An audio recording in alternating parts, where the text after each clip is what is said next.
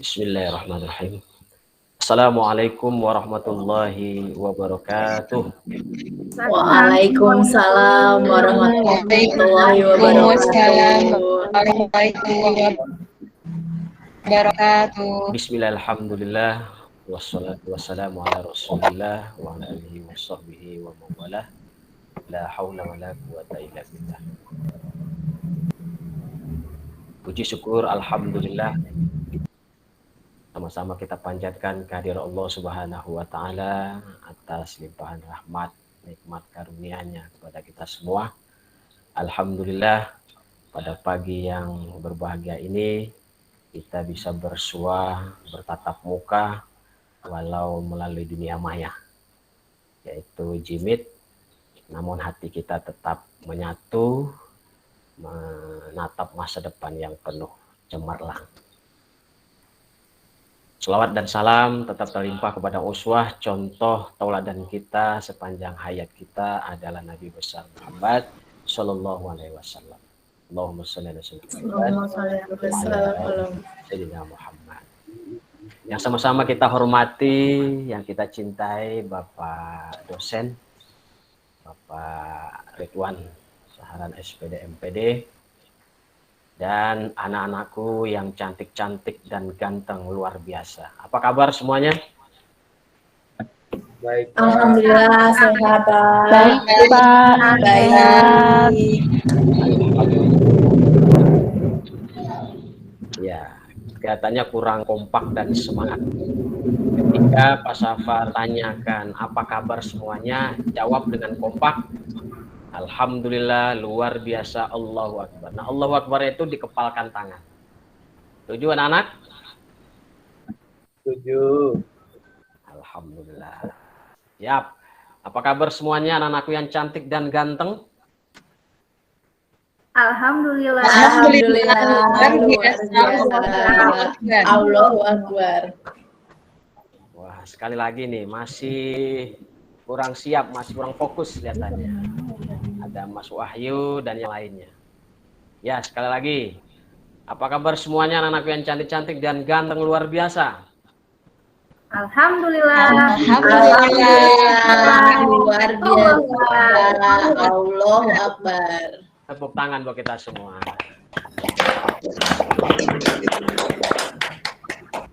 Terima kasih. Hari ini alhamdulillah Bapak merasa bahagia sekali karena bersua, berjumpa dengan anak-anak yang luar biasa, yang hebat, yang soleh dan solehah. Kenapa? Karena tidak semua teman-teman kamu kelas 11 naik ke kelas 12.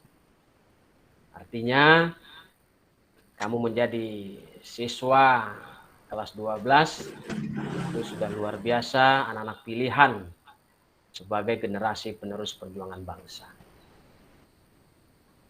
Anak-anakku yang berbahagia, sebelum kita mulai materi ajar pada pagi hari ini, untuk menambah berkah dan ridho dari Allah Subhanahu wa taala, mari kita awali dengan pembacaan doa.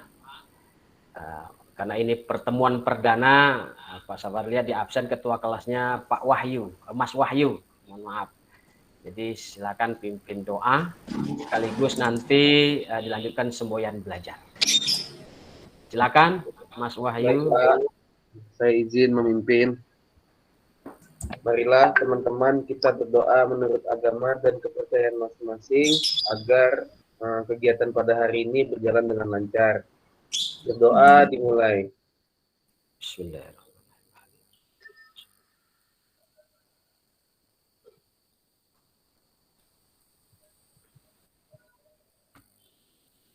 Berdoa selesai. Terima kasih ketua kelas yang luar biasa, kelihatannya yang paling ganteng di kelas ini. Sama-sama Pak, terima kasih Pak. Terima kasih ketua yang luar biasa, hari ini sudah memimpin anak-anakku yang cantik dan ganteng luar biasa. Tadi di awal Bapak sudah sampaikan, sangat bangga, sangat bahagia ketemu anak-anak yang luar biasa.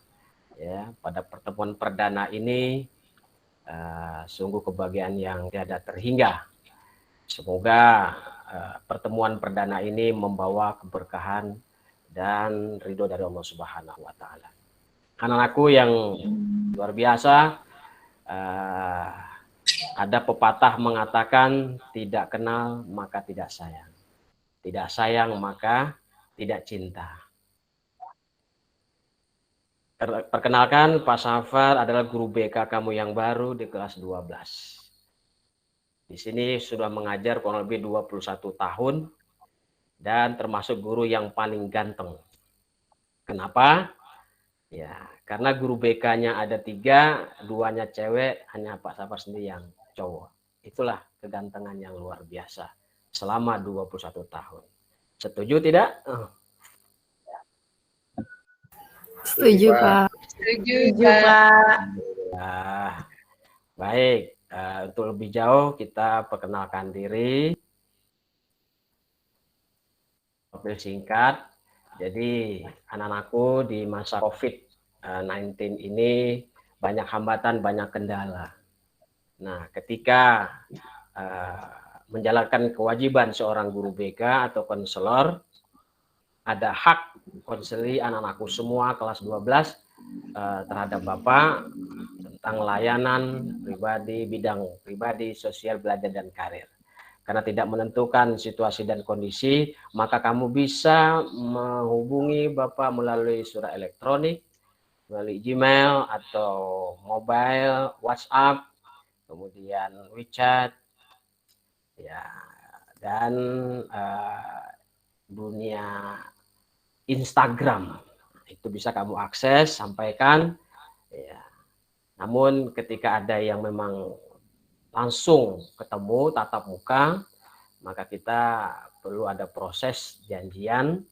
Kita pakai ruangan BK di sekolah, namun tetap memakai prokes dari sekolah. Jadi itu insya Allah selama 1 tahun ke depan, Pak Safar sebagai guru BK kamu akan membantu menyelesaikan masalah-masalah yang ada di kelas 12 nanti. Tapi Pak Safar yakin kamu adalah anak yang hebat, insya Allah sudah dewasa, bisa menyelesaikan masalahnya dengan baik. Anak-anakku, sudah tahu belum apa materi kita hari ini?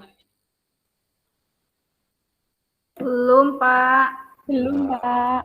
Baik, mau tahu Belum, aja apa mau Pak. tahu banget? Mau tahu banget. Tahu dong, Pak. Mau tahu banget, Pak.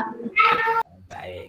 Namun sebelum masuk ke materi, Pak Safar ingin absen dulu satu persatu supaya ada saling keakraban antara guru dengan murid, antara kakak dengan adik, antara teman. Jadi fleksibel saja. Jadi Pak Safar sersan saja. Jadi serius tapi santai. Pak Safar tadi sudah memperkenalkan diri secara sepintas. Sekarang anak-anakku kurang lebih ada 10 orang atau 11 orang. Mbak Yuni, ketika ditanya hadir, yang perempuan jawabnya hadiroh. Ketika laki-laki jawabnya hadir, gitu ya. Oke, Mbak Yuni, hadiroh. Kelihatannya belum hadiroh. Mbak Sri Sulastri, Hadiroh. alhamdulillah. Mbak Wiwin, Hadiroh, Pak. alhamdulillah. Mbak Tri, Hadiroh, Pak. alhamdulillah. Mbak Yowan, kelihatannya masih Hadir, Pak. Oh, alhamdulillah, baru diomongin. Iya. Mbak Dwi Resti, Hadiroh, Pak. Maaf, Pak. Videonya saya kasih mati karena barusan mati lampu di sini, Pak. baik. Sama saya juga, Pak. Mohon maaf. Oh iya, Tapi tetap hadir kok, Pak. alhamdulillah. Itu namanya sudah hati ke hati. Mbak Pratiwi, Hadiroh. alhamdulillah. Mbak Rohimah,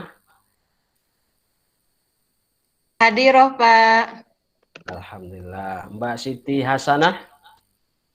Siti Nur Hasanah, Pak Hadiroh. Alhamdulillah. Mohon izin, mohon maaf salah sebut nama. Nggak apa-apa, Pak. Kemudian Mas Wahyu. Hadir, Pak. Alhamdulillah. Ini makhluk yang paling ganteng di kelas ya. Tentunya setelah Bapak.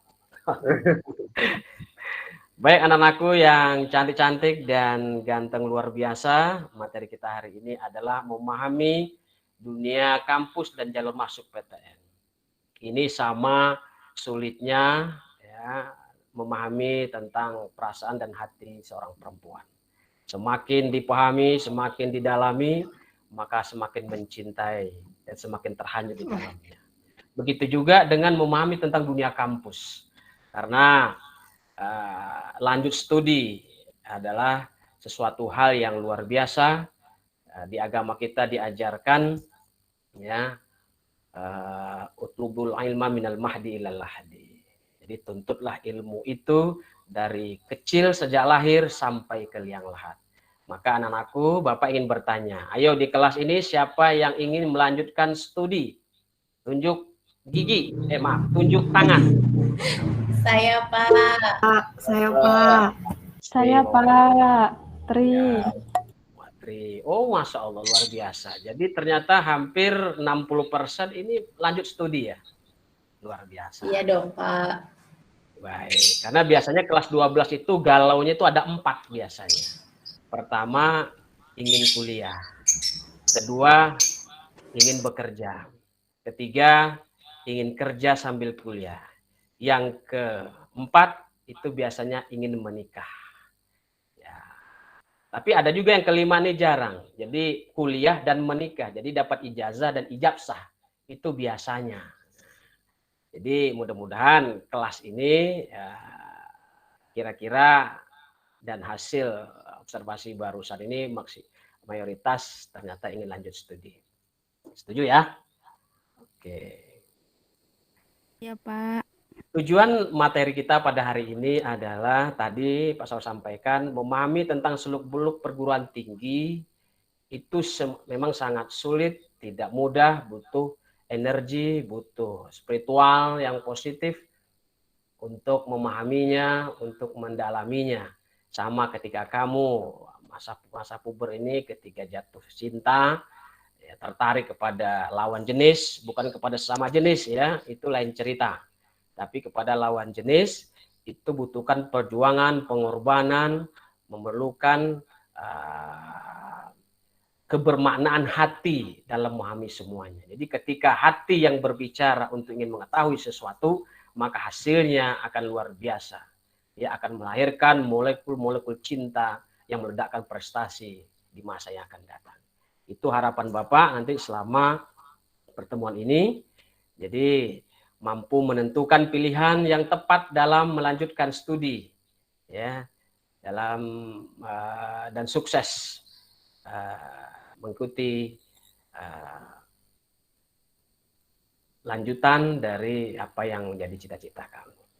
Nah, untuk menambah semangat pagi ini, mari kita carikan kebukuan dengan tebak gambar dan persepsi. Ayo, anak-anakku yang bisa mempresentasikan, menggambarkan apa makna di gambar ini, Bapak siapkan rewardnya, insya Allah membahagiakan hati. Ayo, siapa yang bisa tunjuk tangan? Mas Wahyu. Wiwin, Pak. Oh, silakan Mbak Wiwin. Ya, Kalau menurut saya, Pak, arti dari gambar ini adalah kehidupan manusia sudah diambil banyak waktu untuk bersosial media. Lebih senang bersosialisasi dengan teman-temannya lewat Twitter, WhatsApp, Instagram, dan juga Facebook dibandingkan langsung di dunia nyata. Gitu, Pak, kalau menurut saya. Oh, luar biasa. 100. Poin rewardnya 100. Iya. Ini boleh nanti Bapak dosen jadi siswi ini diluluskan ya. Ya, satu lagi. Masa laki-laki kalah mentang-mentang emansipasi wanita. Ya, Mas Wahyu. Baik Pak, sama seperti Mbak Wiwin, kalau saya itu berarti manusia di zaman sekarang itu sudah disandra oleh sosial media Pak. Jadi setiap kegiatannya itu dia dipaksa oleh alam bawah sadarnya sendiri untuk update Pak di sosial media. Begitu Pak. Cukup ya? Oke. Siap. Jadi betul apa yang disampaikan oleh teman-teman tadi, bahwa manusia zaman sekarang sudah seperti terbelenggu oleh jejaring sosial. Coba bayangkan anak-anakku semua, bangun tidur yang langsung dilihat apakah Al-Quran, apakah wudhu, sholat, atau yang dicari adalah handphone. Jujur. HP, Ya. Pak. HP. Pak. Ya, itu sudah membuktikan bahwa di zaman era revolusi 4.0 ini sudah dipengaruhi, sudah dikuasai oleh teknologi. Bahkan hari ini kita rasakan di wabah COVID ini sudah hampir 1 tahun, 9 bulan, ya, prosesnya semua baik dari sisi kesehatan, dari sisi dunia pendidikan, dari sisi bisnis dan usaha, semuanya serba daring. Jadi tergantikan oleh IT. Nah, oleh karena itu berhati-hatilah dalam menyikapi dunia maya, dunia sosial, karena banyak kasus yang terjadi, anak tidak fokus belajar, anak lalai dalam menjalankan tugas, bahkan tak jarang juga menjadi pelaku kriminalitas. Ya, seperti yang sudah kita saksikan di media televisi, di media medsos, seorang anak rela mencuri ya uang orang tuanya, rela merampok orang-orang di pinggir jalan karena untuk membeli pulsa dan paket internet. Jadi itu. Kemudian anak-anakku masih ada gambar kedua. Ya, kira-kira apa makna dari gambar ini? Ayo silakan. Poin rewardnya lebih tinggi dari tadi. Tadi 100, sekarang 200. Nah, siapa yang bisa?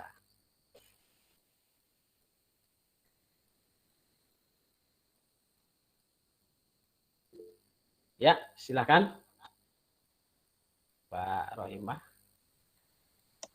Baik, Pak.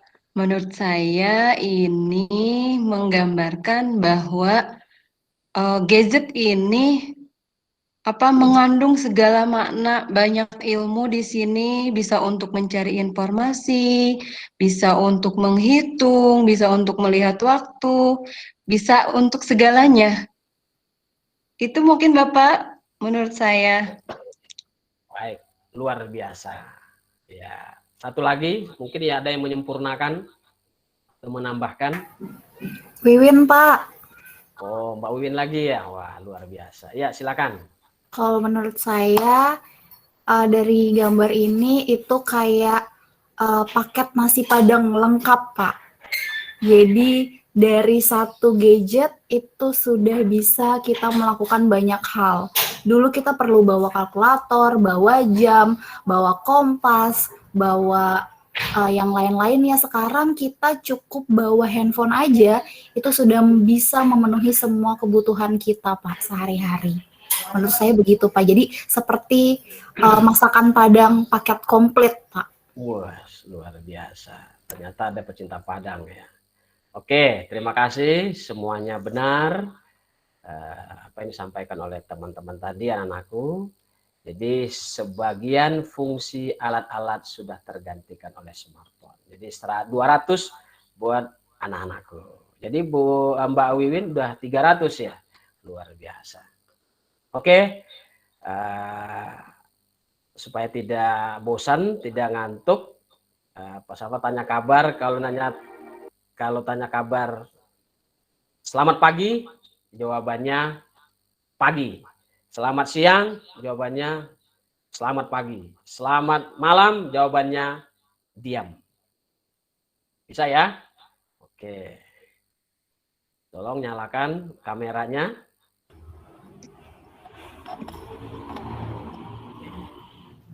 Anakku yang cantik-cantik dan ganteng luar biasa, selamat pagi. Pagi.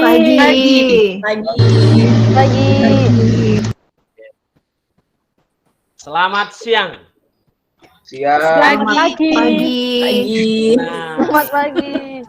Wahyu tidak fokus.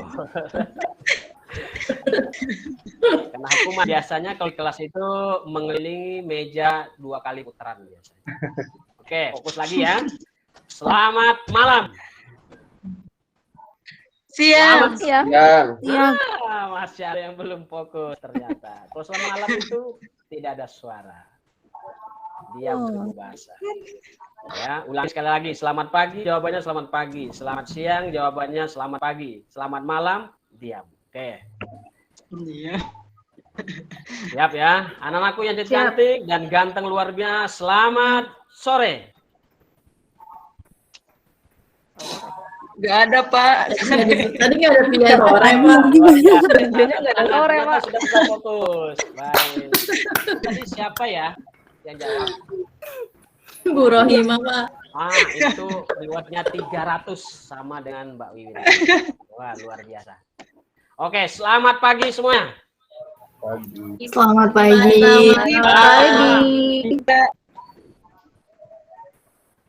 Selamat siang. Pagi. Tepuk tangan buat kita semua. Oke.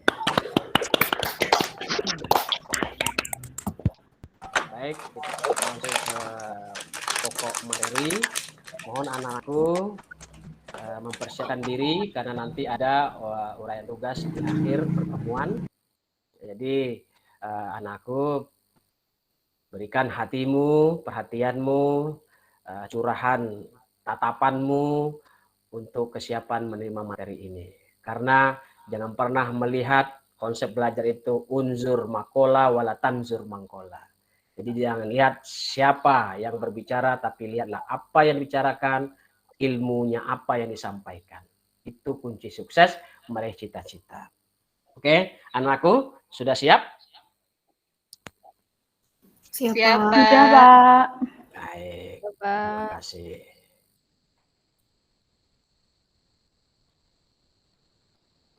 Sebentar ya, agak ini persepsi. Kita lihatkan video berikut ini.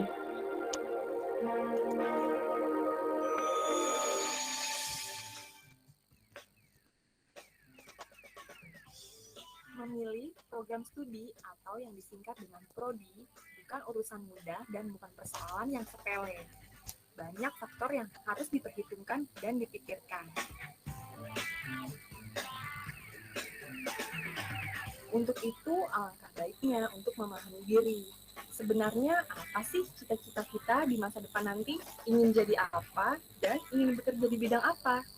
Jujur pada diri sendiri dan jangan hanya berdasarkan perintah orang tua atau terpengaruh oleh teman.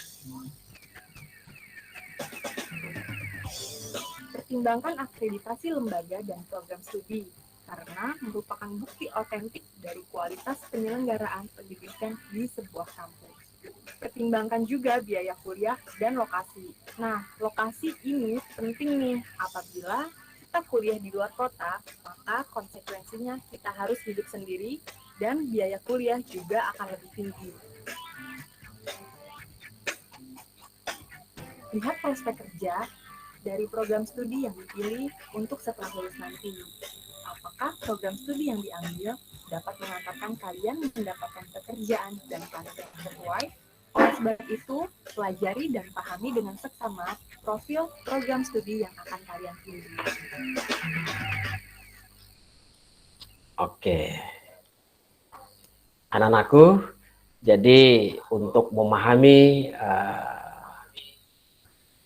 dunia kampus dan jalur masuk perguruan tinggi sesuai dengan keinginan dan impianmu kuliah di mana, maka negara kita mempersiapkan regulasi.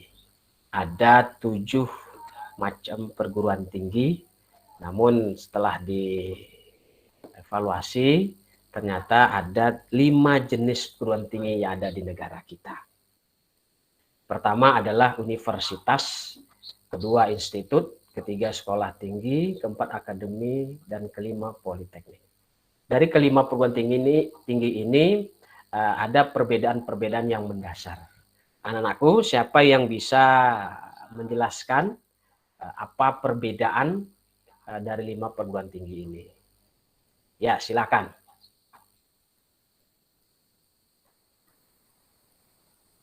Ada yang bisa?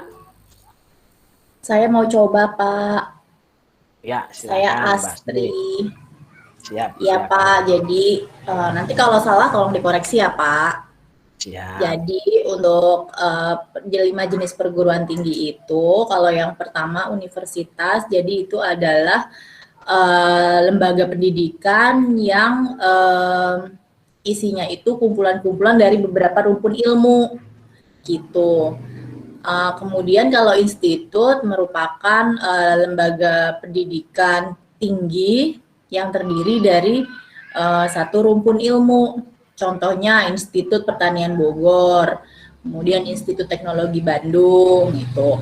Kalau sekolah tinggi juga sama, Pak, bukan sekolah lanjutan yang terdiri dari hanya satu rumpun ilmu juga. Contohnya misalnya sekolah tinggi ilmu pelayaran, kemudian sekolah tinggi akuntansi negara, gitu, Pak. Berikutnya kalau akademi itu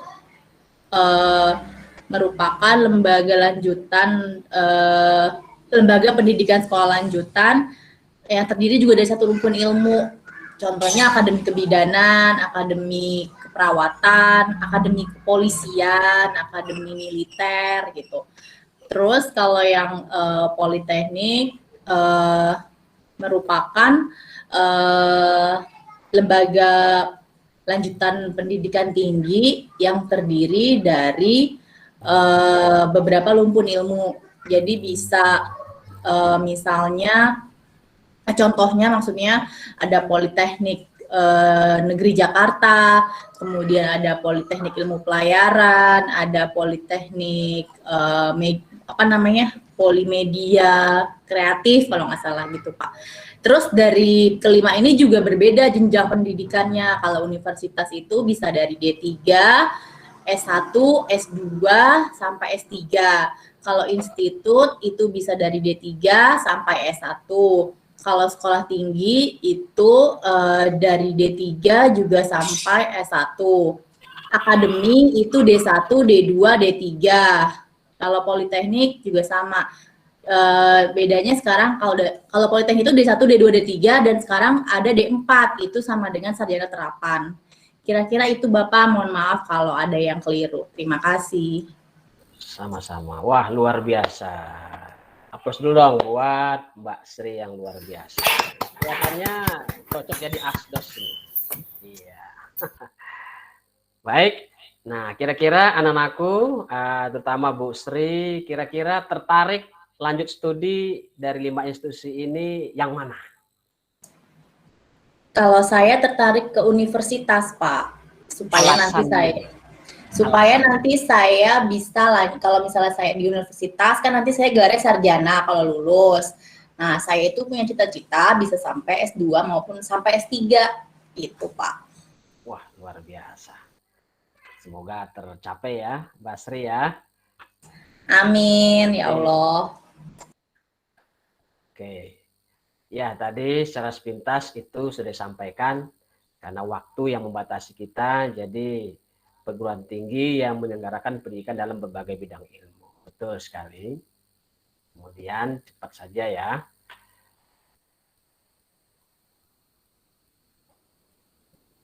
Ya, ini kelihatannya agak loading, jadi nggak usah full deh.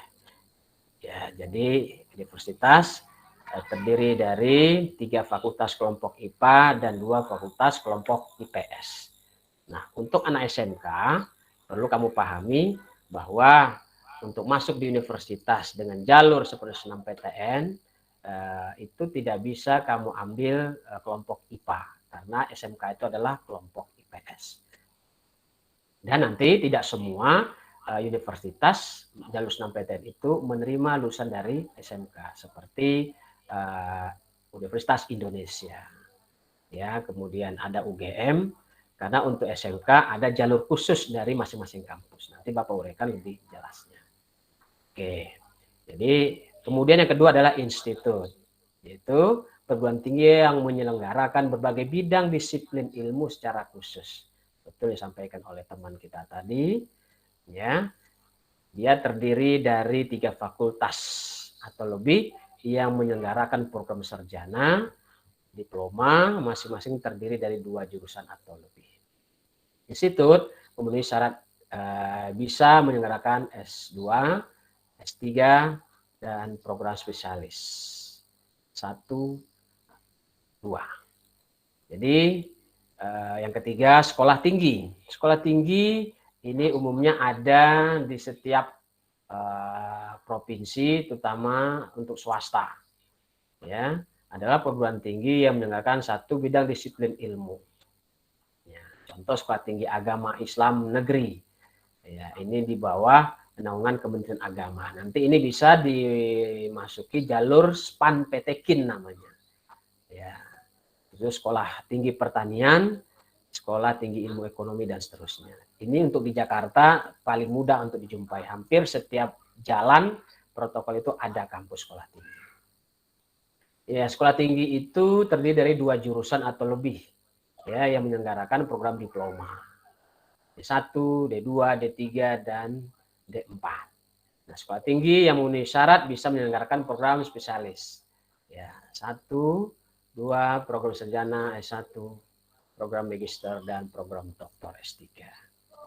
Akademi adalah perguruan tinggi yang menyelenggarakan pendidikan profesi dalam 1 cabang. Contoh, Akademi Bahasa Asing berarti dia fokus hanya belajar mendalami, ya, tentang bahasa asing. Itu bisa Jepang, bisa Mandarin, bisa Inggris, Jerman, dan seterusnya. Nah, di sekolah kita sudah bekerjasama dengan bahasa Jepang, langsung dari Jepang dihadirkan gurunya, kemudian Mandarin, dan yang ketiga adalah bahasa Inggris. Itu nanti bisa kamu temui gurunya masing-masing.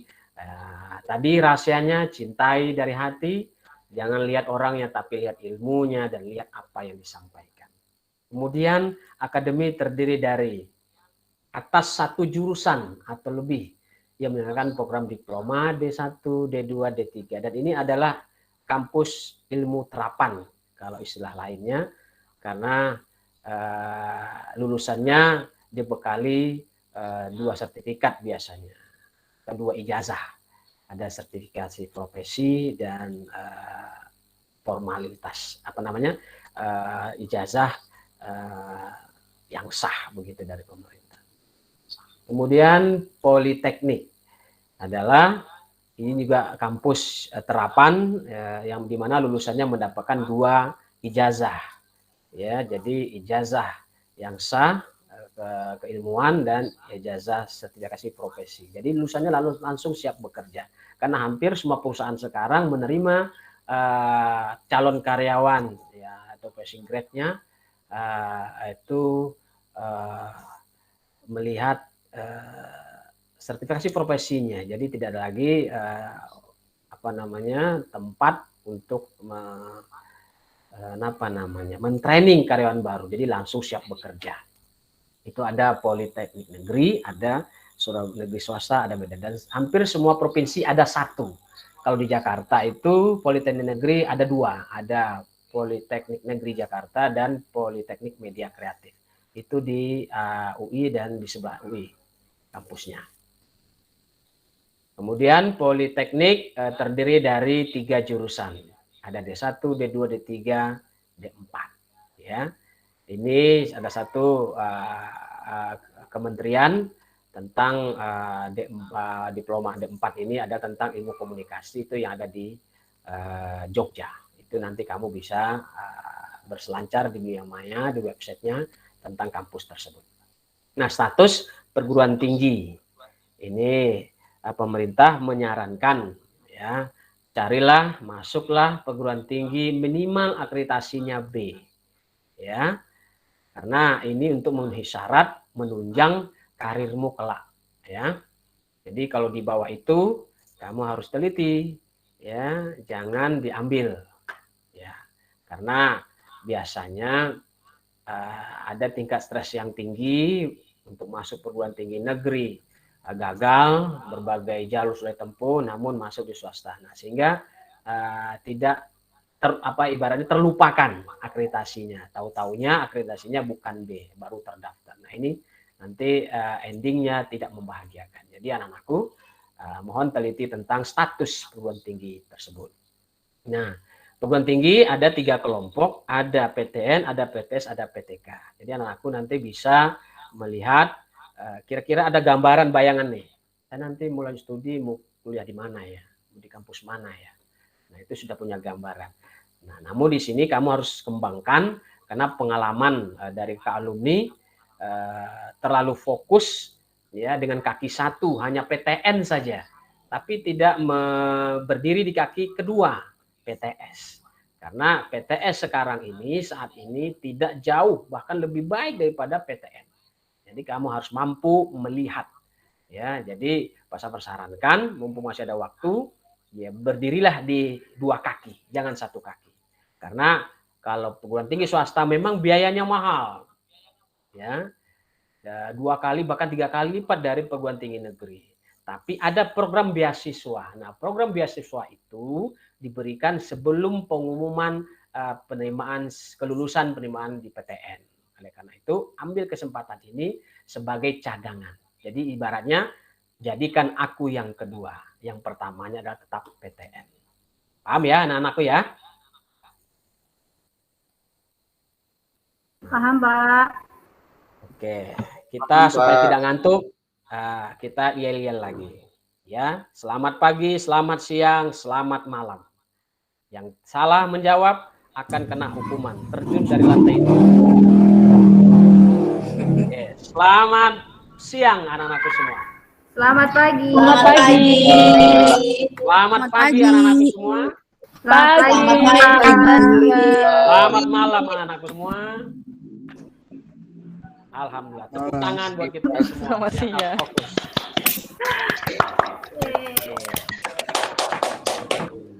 Waktunya kurang lebih tinggal 10 menit. Kita lanjut saja to the point ya. Jadi struktur organisasi nanti bisa kamu cari sendiri.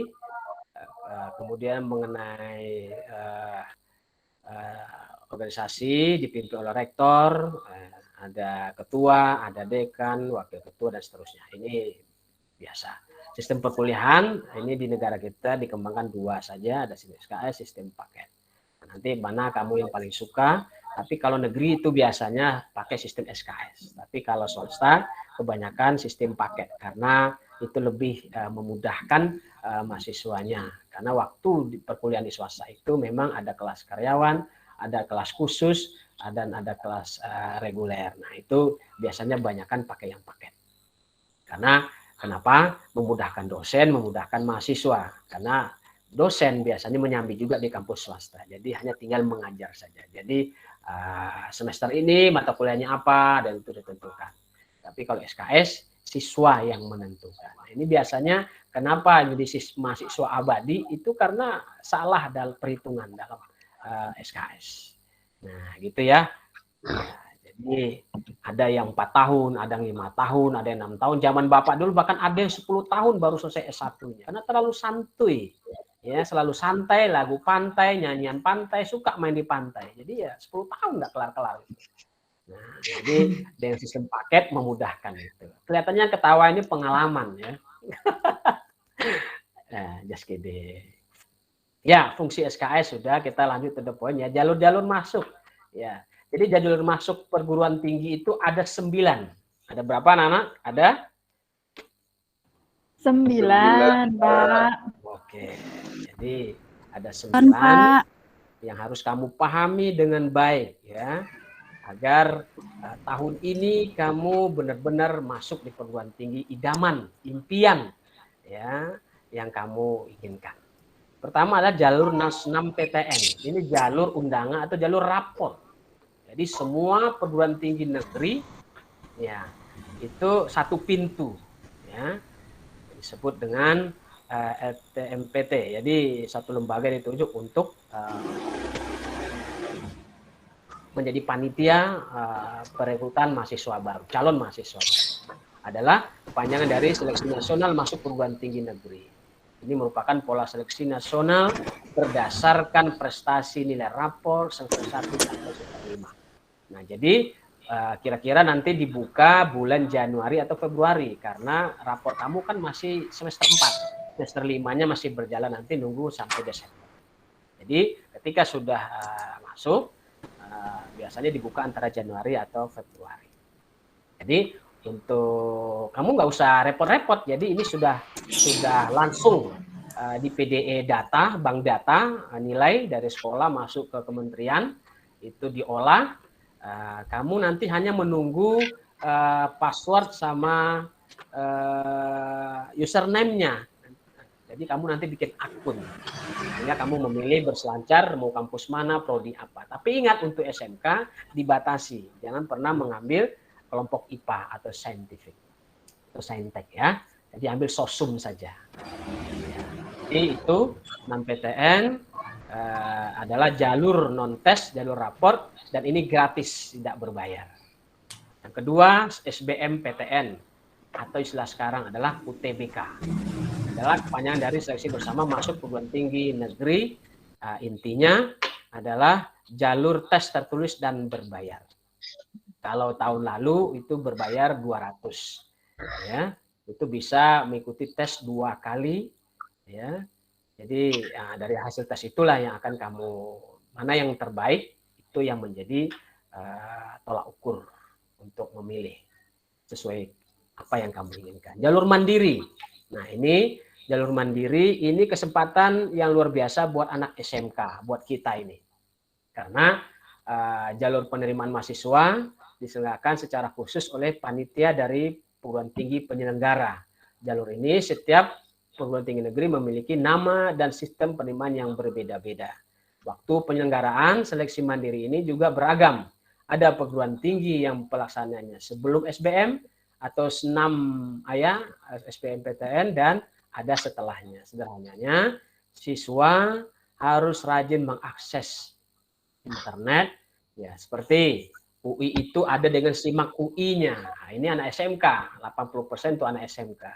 Kemudian UGM dengan program UTUL-nya juga untuk anak SMK, ujian tertulis.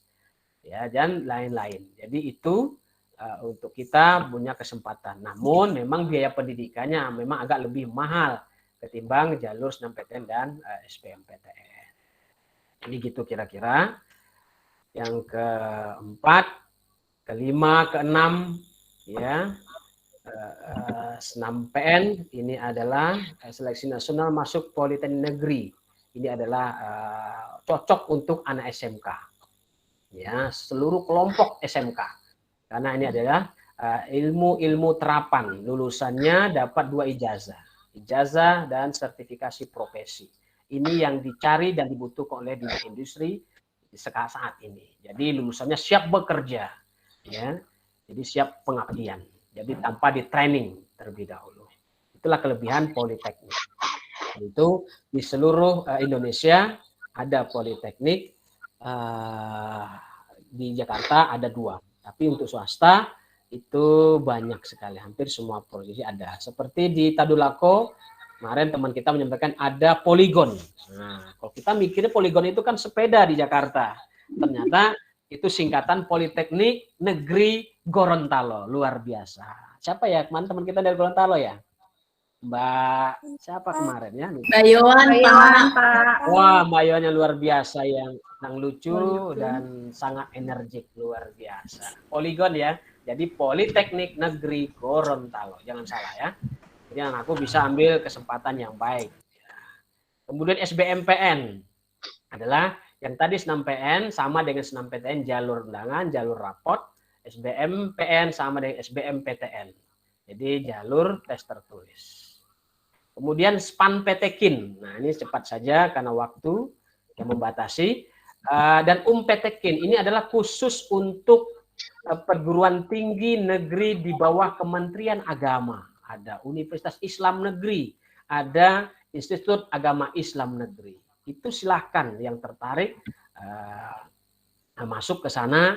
Memang ada kepribadiannya sangat religius, ya, ingin menjadi seorang tokoh agama, ingin menjadi guru agama, atau ingin jadi ekonom Islam syariah, silakan di sana tempatnya. Jadi setiap provinsi ada UIN, ada IAIN, ya. Jadi tinggal kamu berselancar di websitenya. Itu SPAN Petekin dan Senam Petekin. Kemudian masuk PTK. Nah, ini berdasarkan AKPD yang Bapak share melalui Google Form beberapa hari yang lalu. Ternyata memang untuk jurusan bisnis daring dan pemasaran itu hampir 70 apa 80 kemarin itu keingintahuannya tentang PTK. Karena di Jakarta yang dekat dengan sekolah kita ini ada STAN. Ya, itu dekat rumahnya Mbak Wiwin, itu daerah Bintaro, itu memang setiap tahun kakak-kakak kamu itu hampir 5-10 orang masuk di sana. Tapi syaratnya harus ikut TO-nya, ada bimbelnya. Karena di situ diajarkan kemudahan, materi, dan seterusnya. Secara administratif, jadi kalau memang tidak ikut TO-nya, ini sulit untuk menembus PTK Kementerian Keuangan, yaitu Sekolah Tinggi Akuntansi Negara. Kamu tahu lulusan-lulusannya adalah public figure, ada Helmi Yahya di situ, dan banyak sekali. Silakan. Kemudian PTS, perguruan tinggi swasta. Ini tidak asing di Jakarta, banyak perguruan tinggi yang kita kerjasama, MOU, ada Mercu Buana, ada Al-Azhar Indonesia, ada Trilogi, ada Budi Luhur, ada Unisaduguna, ada Pembangunan Jaya, universitas-universitas lain yang luar biasa, ada UNAS dan seterusnya. Ini bisa kamu berselancar. Ya, ini jadikan aku yang kedua, bukan yang pertama. Jadi cadangan. Ya, ingat berdiri 2 kaki, jangan 1 kaki. Jadi kaki kiri adalah PTS, kaki kanan adalah perguruan tinggi negeri. Ya, jadi jangan salah dalam menentukan pilihan karir ke depan supaya tidak kecewa. Nah, ini sedikit tentang lembaga penyelenggara adalah lembaga baru yang tugasnya khusus melaksanakan kegiatan tes masuk perguruan tinggi. Ini kurang lebih 3 tahun terakhir ya, atau 2 tahun. Dan lembaga nirlaba penyelenggara tes masuk PTN yang berfungsi mengelola dan mengolah data. Ini untuk 6 PTN tadi kamu tidak usah galau, tidak usah khawatir. Ini dilihat dari proses nirapor semester 1 sampai semester 5. Nah, di situ mereka mengolah data-data rapor itu. Nah, nanti kamu tinggal bikin akun, pilih kampusnya, dan itu mereka yang menentukan lulus atau tidak lulus. Alhamdulillah tahun kemarin anak-anakku, kakak kelas kamu yang sudah alumni ini lulus 30 orang jalur 6 PTN ini. Tersebar dari berbagai provinsi. Ada yang di Padang, ada yang di Lampung, ada yang di Jawa, Jogja, ada yang di Surabaya, dan ada di Jakarta. Nah, mudah-mudahan tahun ini nanti ada di Gorontalo, ya.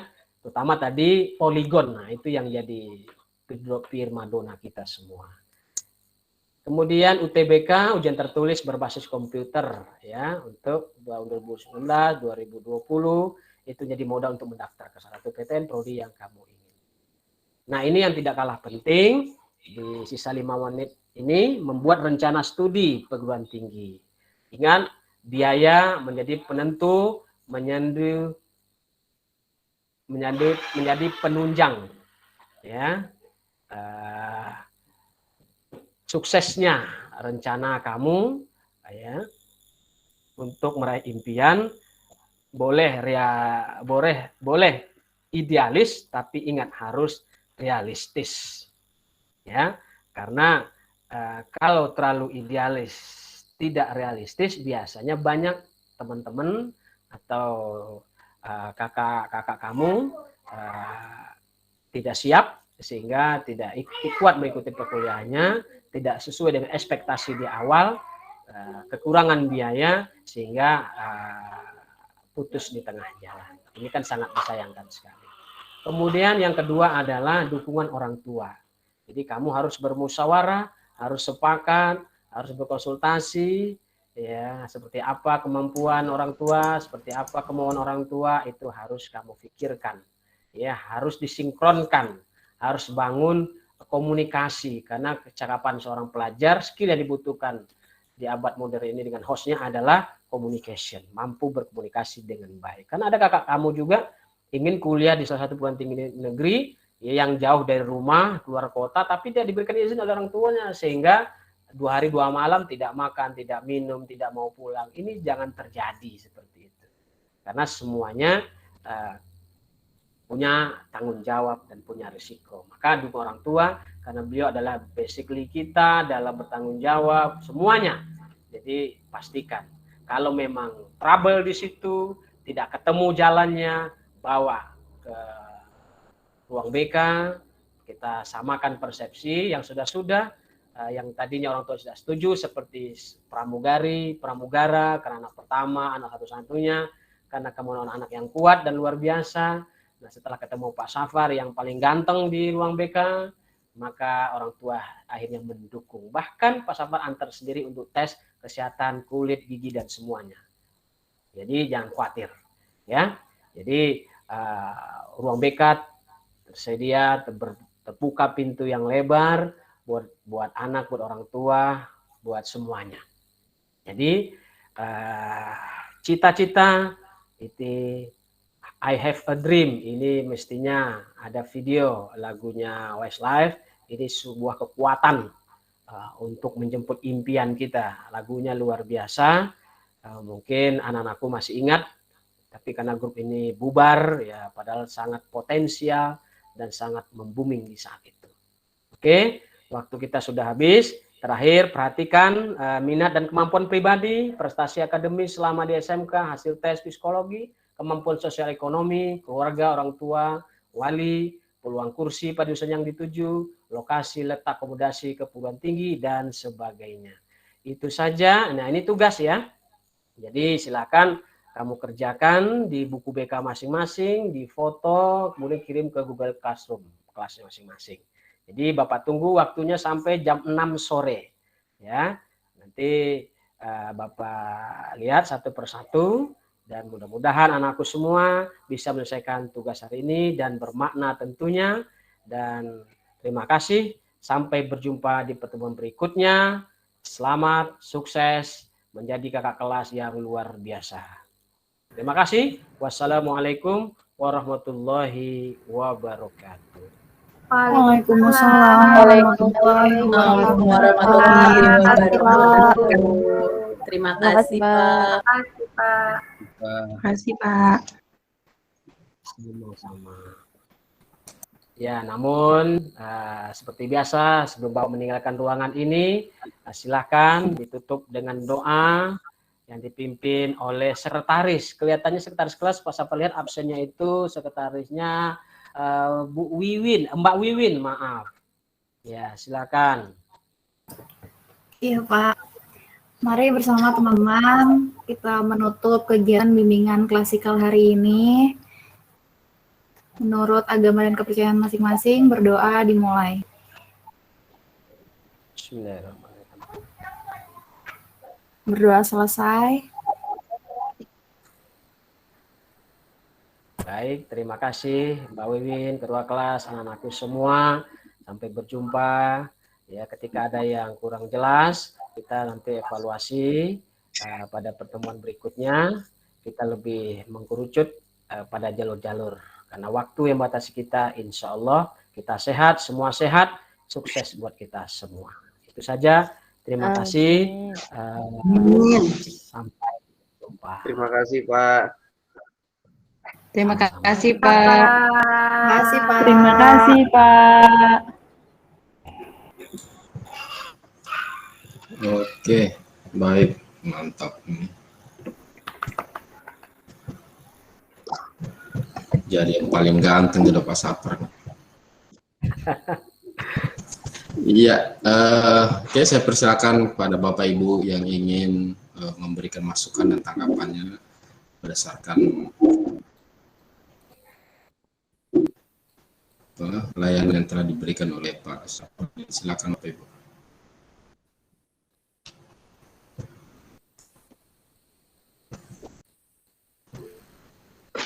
Iya, Guru Yang, silakan. Baik, Pak, saya memberikan masukan dari tadi. Diperhatikan, alhamdulillah bagus Pak untuk mencairkan di awal-awal itu. Tapi ketika di tengah-tengah ada apa namanya seperti monoton gitu. Jadi kita juga agak ini ya, agak gimana gitu. Kemudian untuk di akhir biasanya ada kesimpulan dari anak yang menyimpulkan. Nah, kalau Bapak sepertinya terburu-buru dengan waktu ya, Pak? Betul. Mas, saya udah tulis di samping nih. Jadi waktu ya. Terima kasih, Bu. Iya, itu mungkin itu aja Bapak dari saya masukannya ya. Belum ada kesimpulan dari siswa. Mudah-mudahan saya nanti ya tidak lupa. Insya Allah bagian saya nih habis ini. Amin. Ya, jadi bisa ditulis Bapak Ibu step-stepnya biar tidak lupa. Oh ini apa yang belum ada. Tinggal kontennya nanti yang secara lisan dikembangkan. Ya, oke, baik. Selanjutnya yang lain Bapak Ibu masih ada?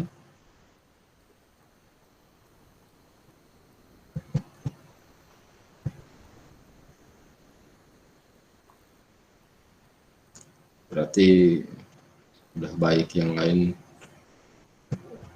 kalau tidak ada komentar berarti udah baik.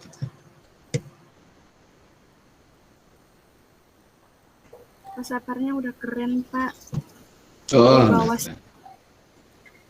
tapi sayangnya tadi nyebutnya Universitas Gorontalo sama Tadulako jadi gabung. Tadi Mbak siapa? Apa singkatannya apa tadi Pak? Poligon katanya di Tadulako. Emang poligon ya? Iya, itu terpesona dengan Buyawan itu poligonnya Pak, jadi teringat-ingat deh. Iya. Oke, baik. Terima kasih Bapak Safarudin. Kita berikan aplaus buat beliau. Sama, terima kasih Pak, Bapak Ibu.